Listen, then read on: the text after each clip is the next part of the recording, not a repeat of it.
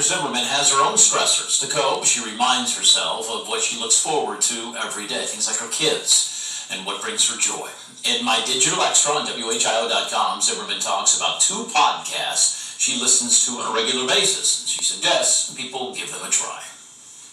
And now, your Storm Center 7 forecast. That's weather coverage you can count on.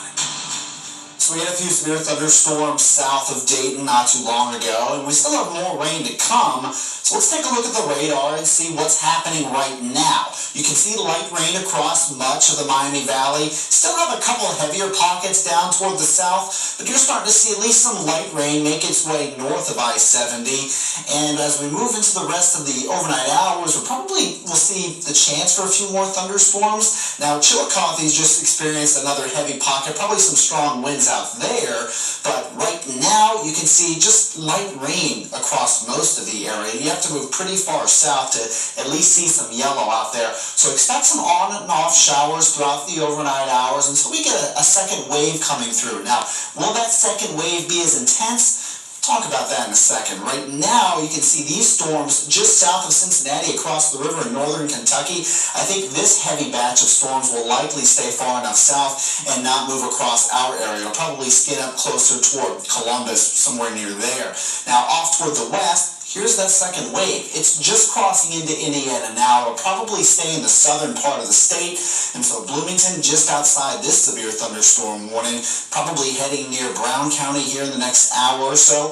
This is the next wave we're going to be watching. Now, if it moves across the same area as the storms earlier, I think what we're going to be dealing with there mainly is going to be just some heavy rain. So areas south of Dayton, looking more at, like, say, for example, Warren County, Clinton County. If we see this wave continuing off toward the east and hitting those areas, I think we're going to be dealing with heavy rain. But if it moves a little bit farther toward the north, it's possible we could have a couple rumbles of thunder, but as we get later into the night, I think the chance for severe weather is really going to dampen quite a bit. It's not impossible, so we'll be watching the radar tracking these storms as they make their way closer toward Ohio.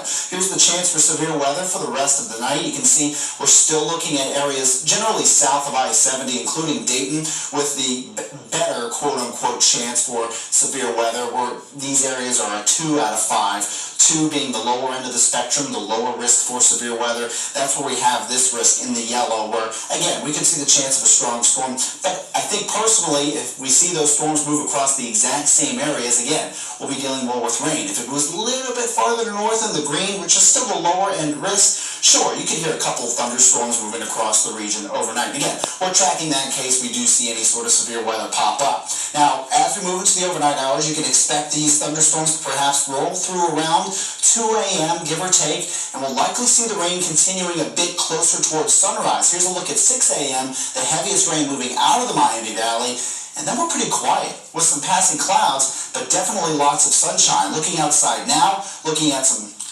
not clear skies, quiet conditions. I was looking for lightning, didn't see much of that. Temperatures are in the 70s, and we're moving up to the 90s tomorrow on Friday, not to mention some strong winds. As we get into the afternoon, we could be looking at wind gusts around 30 to 35 miles per hour. So the next 7 days shows a cooling trend once we get to Sunday, and then pretty seasonable moving into next week, James. All right, thank you, sir. Hamvention is back after COVID got in the way the last couple of years.